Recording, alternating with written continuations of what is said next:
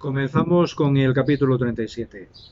Se podría dividir en tres partes en principio. Del versículo 1 al versículo 4, que se nos introduce a José. Del 5 al 11 ya se nos habla de esos sueños de José. Y del 12 hasta el final, al 36, cuando ya se ve esa situación, cuando José es vendido por sus hermanos. Bien, en primer lugar se nos muestra ya al comienzo del capítulo, en el versículo 2, ¿no?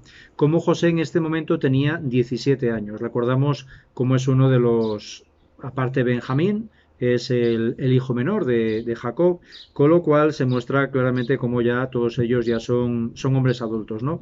De esta manera José con 17 años está pastoreando el ganado con sus hermanastros, hijos de su padre, pero de Bilhá y de Zilpá, de las dos esclavas. Y aquí se nos dice cómo él informa a Jacob de la mala fama de sus hijos, concretamente de los hijos de Bilhá y de Zilpá. Aquí se nos habla de mala fama, en otras versiones se habla directamente, pues, digamos claramente, de que ellos llevaban una vida pues de pecado, ¿no? Con lo cual ya se va viendo claramente esta actitud tan diferente que tiene José en relación a sus hermanos y cómo él siente pues ese dolor o claramente ve la maldad en esa actitud de sus hermanos y de esa manera pues él se lo manifiesta a su padre. Hola Pintas, aquí tenemos a Pintas. ¿Qué pasa, Pintis? Mira, saludo a la cámara. Entonces, la cuestión es que tenemos esta situación de los hijos de Jacob, claramente, objetivamente, y concretamente también esa diferencia con José. Bien, aquí se nos muestra claramente también en el versículo 3 cómo dice que Israel amaba a José más que a sus otros hijos. Eso se ve muy claramente, ¿no? Es muy explícito. Y aquí, bueno, pues ahí también habría una prefiguración en relación a Caín y Abel. Recordamos cómo también esa envidia, que aquí se nos muestra claramente entre estos hermanos, hacia José, y claramente en Caín y Abel se veía también entre los dos, de Caín hacia Abel, precisamente porque la relación de Abel con Dios era diferente a la que tenía Caín con Dios, ¿no? Y de esa manera comienzan esos celos. De esa forma aquí igualmente, ¿no? Aquí se muestra también que era notorio, ¿no? Ese amor que sentía, ese amor de predilección que sentía Israel o Jacob hacia José. Y ahí comienza entonces, como dice en el versículo 4, por ello le odiaban hasta el punto de no poder devolverle el saludo a su hermano. Bien, se muestra claramente ese rechazo absoluto. Pero luego además también hay un detalle muy significativo en el versículo 3, sí, en el versículo 3, que habla de la túnica. Creo que es en el versículo 3. Sí. Cuando dice Israel amaba a José más que a sus otros hijos porque era el hijo de su ancianidad y le hizo una túnica con mangas. Esto es significativo porque es la diferencia entre lo que sería una túnica con mangas y una túnica sin mangas. Estas túnicas con mangas en este ámbito eran túnicas no solo que tenían manga larga, sino que también llegaban hasta los tobillos. Es decir, no eran túnicas para trabajo, eran túnicas nobles. De esta manera, esto lo que representa ese símbolo es un símbolo de dignidad patriarcal, que es lo que le otorga a través de esa túnica el padre a su hijo. Era la diferencia entre esas túnicas con mangas y hasta los tobillos y las túnicas sin mangas o de manga corta que llegaban solo hasta la cintura, túnicas que se podían utilizar para trabajar.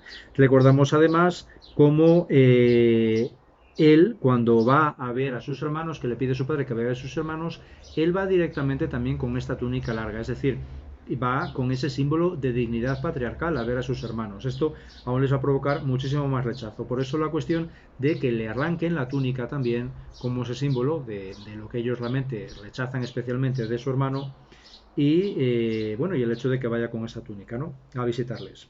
Bien, pues entonces son estas circunstancias y luego encima para colmo comienza con esa cuestión de los sueños.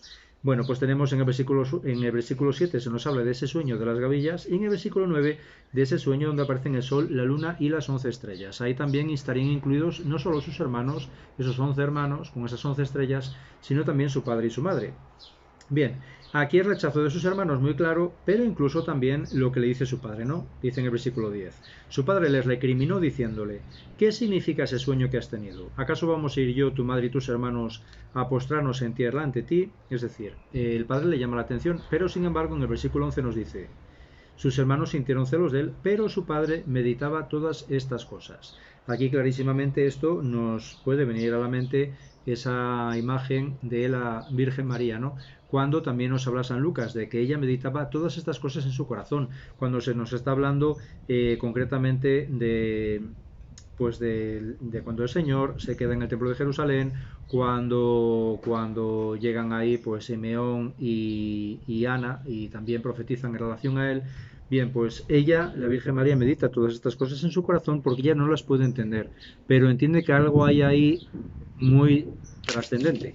Bueno, pues aquí igualmente se vería, porque además el paralelismo es muy claro, ¿no? Se vería muy claro también con Jacob, como él no puede entender eso, pero le da una trascendencia. Él sabe que ahí hay algo más, ¿no? Que no es simplemente un sueño o que es orgullo del niño que se imagine eso, ¿no? O que se crea que es más que los demás. Bien, y adelantando un poquito, ya es cuando él va a buscar a sus hermanos y ahí, cuando le ven, como decíamos, lo que hacen es quitarle esa túnica y deciden en el versículo 20, como dicen, ¿no? Vamos ahora, matémoslo y arrojémoslo a un pozo. Luego diremos que lo ha devorado una fiera salvaje. Bien, así además dice, así veremos en qué paran sus sueños. Tienen grabado eso de esos sueños que a ellos les ha, digamos, removido especialmente. Bien, pues entonces es ese deseo de matarle. Pero ahí surge Rubén que dice, versículo 21, yo estoy Rubén y queriendo salvarlo de las manos de estos dijo, no le quitemos la vida. Y entonces él lo que propone es arrojarlo vivo en ese pozo. Bien, él tiene ese deseo de devolverla a su padre. Recordamos cómo, pese a todas las circunstancias, él sigue siendo el mayor de los hermanos y tiene esa responsabilidad sobre sus hermanos. Pese a que, bueno, pues ya claramente más adelante se irá viendo cómo, pues precisamente la tribu de Rubén tampoco será de las más bollantes, pero en este caso, bueno, pues Rubén siente esa responsabilidad por ser el hijo mayor. Bien, por ahí pasan entonces estos ismaelitas de Galaad que van a Egipto. Recordamos cómo estamos hablando de esa ruta que hemos visto ya en el curso de Biblia, de la Vía Maris, que era la que comunicaba toda esa zona de Arabia con Egipto. Bien, era una zona caravanera importantísima, ¿no? Donde se encuentran ellos. Bien, precisamente Galaad era célebre por sus bálsamos y por sus perfumes, que era lo que estos ismaelitas iban llevando directamente hacia Egipto. Egipto que era un lugar evidentemente muy rico. Recordamos también toda la importancia no solo de la corte, sino también para embalsamar a todos lo clásico y tradicional también de esas tumbas, la importancia que tenían los enterramientos en el ámbito egipcio. Bien, pues también era importante, muy importante ahí todos estos productos para esos embalsamamientos, no solo pues a nivel ya de la corte, ¿no? O de gente noble. Bien, pues entonces va esa caravana y entonces ahí Judá es el que decide, toma esa decisión de venderlo a ellos, dice, y no pongamos las manos, versículos 26 y 27, no pongamos las manos sobre él, pues es nuestro hermano y nuestra carne. También ahí entonces Rubén y Judá tienen ese gesto especial hacia su hermano para salvarle la vida y para que luego se lleve a cabo esa voluntad de Dios. Bien, al final, versículo 28, le venden por 20 monedas de plata. Significativo también más adelante cuando ya le hacen saber a su padre, bueno, le engañan, ¿no? Diciéndole que le ha, bueno, dando a entender, ¿no? Que le ha devorado una fiera. Aquí se nos habla, que lo habíamos visto ya, en el versículo 35 se nos dice, todos sus hijos e hijas acudieron a consolarlo. Bien, recordábamos esto, ¿no? Hijos e hijas, es decir, no estaba solo Dina, sino que Judá tenía más hijas que no se nos nombra. Y luego ya en el versículo 36 se nos habla ya del destino de José en un principio en Egipto. Dice, entre tanto los madianitas lo vendieron en Egipto a Putifar. Bueno, madianitas, ismaelitas, para el caso se nos habla de los mismos, ¿no? Eunuco del faraón y capitán de los guardias. Bien, Putifar, que es un nombre claramente egipcio que significaría de por sí don de Ra. Ra, que era el dios Sol, uno de los dioses más importantes del panteón egipcio. Bien, pues entonces ahí terminaría este capítulo con esta historia de José. Y más adelante ya continuará, pero ahora pasamos ya al capítulo 38, por ir adelantando, que lo podríamos dividir en 4 partes. Por un lado, el versículo 1 al versículo 5, matrimonio e hijos de Judá. Del 6 al 11, Tamar y el pecado de Onán, uno de los hijos de Judá. Del 12 al 26, Tamar cuando engaña a Judá. Y del 27 hasta el final al 30, la descendencia de Tamar y de Judá, que se nos relata aquí. Bien, Tamar de por sí muy importante porque recordamos cómo luego aparecerá en la genealogía de Cristo en el Evangelio de San Mateo, capítulo 1, versículo 3. Ahí se nos va a hablar de Tamar dentro de esa genealogía, con lo cual ya se nos destaca muy claramente esta figura. Dentro de esas poquitas mujeres que aparecen en esa genealogía, aparecerá Tamar destacando claramente cómo todos los pasos aparentemente rocambolescos que va siguiendo toda esa genealogía hasta llegar hasta San José, y a partir de San José pues ya a través de San José para llegar al Señor, ¿no? Al Mesías. Bien, aquí de por sí tenemos en cuenta cómo Judá se va a casar, como se nos dice el versículo primero. Por aquel tiempo Judá se alejó de sus hermanos y se fue hasta donde vivía un adulamita llamado Gira. Versículo 2. Allí vio Judá una hija de un cananeo llamado Sua, la tomó por esposa y se unió a ella. Es significativo como ni siquiera se nos nombra la esposa de Judá, se nos dice simplemente que era la hija de este señor, de Sua, cananeo, pero ni siquiera se nos nombra a esta mujer, con lo cual eso es significativo, ¿no? Claramente es una cosa muy llamativa que Judá se case al final con una cananea, se case con ese pueblo que precisamente era, constantemente veíamos ese intento constante de los padres, recordamos a Abraham, recordamos a Isaac, para que sus hijos no se casaran con cananeas, ¿no? Bueno, pues en este caso Judá sí se casará con una cananea, y es curioso porque precisamente de esa estirpe, de este israelita, ya hijo de Israel, con una cananea saldrá precisamente la estirpe del rey David, del gran rey de Israel, y luego de ahí también saldrá de esa estirpe el Mesías, ¿no? Bueno, pues ahí vemos ya directamente, como decíamos, esas circunstancias tan rocambolescas que van llevándose a cabo dentro de esa voluntad divina, ¿no? Bien, Judá se aleja de sus hermanos, se casa con una cananea, hija de Sua, y entonces tendrá 3 hijos de esta cananea. Tendrá a Er, a Onán y a Sela. Bien, luego ya en el versículo 6 se nos introduce a esta mujer, a Tamar.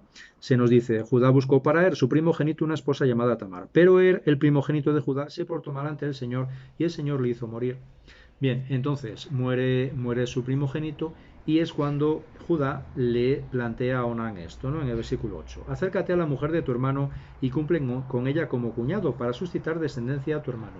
Bien, esto es lo que conocemos ya muy claramente, lo hemos visto muchas veces como la ley del levirato, que nos va a aparecer muy claramente ya definida en Deuteronomio, más adelante, en la época mosaica, en el capítulo 25, versículo 5.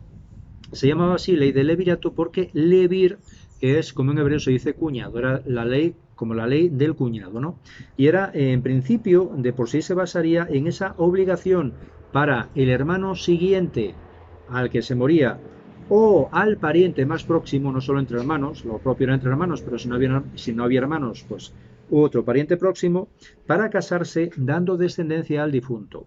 De esa manera, digamos que los bienes del difunto pasarían directamente, esa herencia pasaría al hijo, a ese hijo de su hermano, pero porque ese hijo legítimamente sería del difunto, no del hermano, no del que era biológicamente el padre, sino que sería del hermano. Bien, esta situación de por sí era precisamente para preservar esa primogenitura.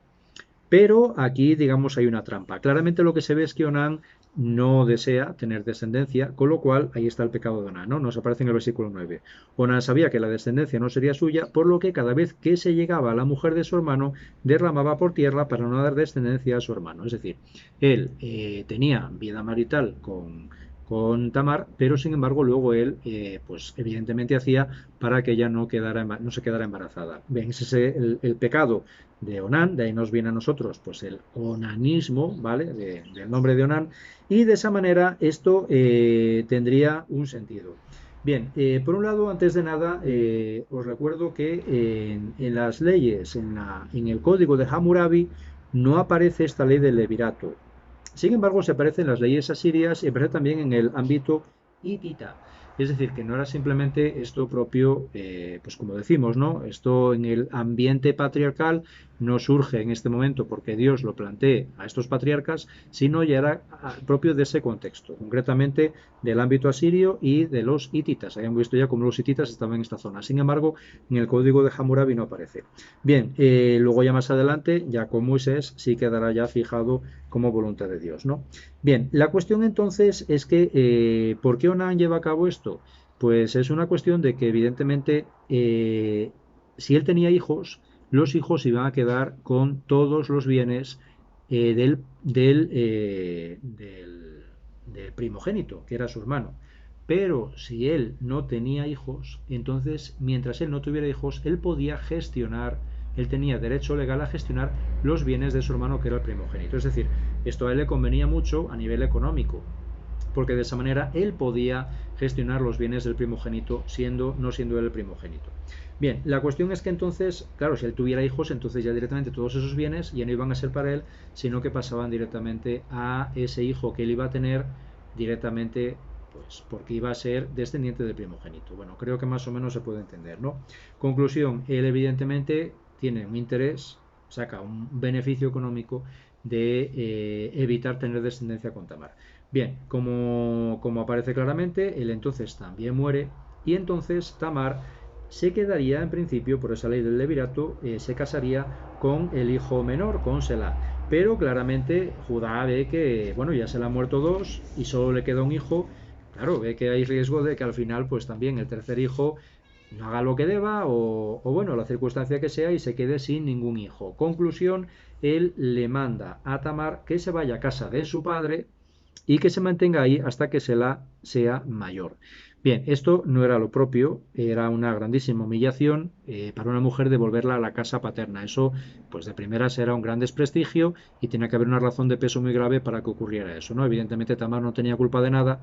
Entonces, esto, como decimos, es totalmente irregular. Él no tenía ningún derecho a hacer eso a la mujer. Ella tendría que haberse mantenido en la casa de Jacob, pero evidentemente él tiene miedo por su hijo Selah. Conclusión, cuando Jacob queda viudo, entonces ella lleva a cabo esta estrategia. Ella se hace pasar por prostituta y de esa manera, bueno, pues tiene relaciones con él. Recordamos ese detalle que vimos al principio, es decir, en la ley del levirato no era solo los hermanos, sino que eran también los parientes más próximos. En este caso, si no había ningún hermano, un pariente próximo viable podría ser el padre del esposo. Nos puede parecer raro, pero en las leyes hititas, por ejemplo, sí aparecería claramente que los suegros también tendrían ese deber. Con lo cual, en este caso, lo que hace Tamar, bajo engaño, es algo que en principio, según esas leyes hititas, sería lícito, que ella al final se terminara casando con su suegro. ¿De acuerdo? Esto no ocurre, como vemos claramente al final se ve que Jacob en ese sentido aparece, a ver si encuentro aquí el versículo, si al final dice, versículo 26, Judá reconoció luego pues los objetos que le había dado a ella y dice, es más inocente que yo, puesto que no le di a mi hijo Selah. Y dice, y no volvió a tener relaciones con ella. Es decir, ellos no se casarán, pero ella, sin embargo, sí conseguirá por lo menos pues la legitimidad que de otra manera no iba a conseguir. Bien, entonces, la cuestión es que ella lo que le pide absolutamente es esa prenda, ¿no? Y la prenda que le pide, porque él no le puede dar el cabrito en ese momento, es, por el futuro pago, es un sello, un cordón y un bastón. Estos objetos son importantes, claro, porque ese sello sería precisamente el sello que utilizaban estos patriarcas para sellar documentos. Es decir, era lo que se usaba en Oriente para sellar todo tipo de contratos. Era algo pues muy, muy personal, era el sello personal, era un distintivo totalmente exclusivo de cada uno y esto generalmente se llevaba atado en el puño o en el cuello. De esa manera ese cordón que ella le pide es ese cordón que está atando, que está sujetando ese sello a su puño o a su cuello. Y luego el bastón es precisamente el bastón que representa que él es jefe de esa tribu, con lo cual pues también es un objeto muy personal, ¿no? Todos ellos eran muy comprometedores para Jacob. Ella evidentemente lo pide pues con conocimiento de causa para que no haya ninguna duda. Bien, entonces a los 3 meses de quedarse embarazada es cuando se le anuncia, ella lo hace público, se le anuncia que ella pues se ha prostituido y ha quedado embarazada. Él toma esa decisión tan drástica que la saquen fuera y la quemen, en el versículo 24, y luego es cuando ella ya le hace ver esto, le hace ver esos objetos para que sea consciente de que ese hijo es suyo, o esos hijos al final, y es cuando él repite esto que comentábamos en el versículo 26, ¿no? Reconoce su pecado, que ella no es culpable, que el culpable es él, con lo cual ahí se muestra también esa dignidad de Judá, reconoce claramente su pecado y absuelve de su pecado o, relativiza el pecado de Tamar en relación a la gravedad del suyo, ¿no? Y luego ya es cuando nos aparece el nacimiento tan curioso, este nacimiento, igual que recordamos, nos recuerda mucho al de Esaú y al de Jacob, de estos dos mellizos, en los versículos 27 y 30.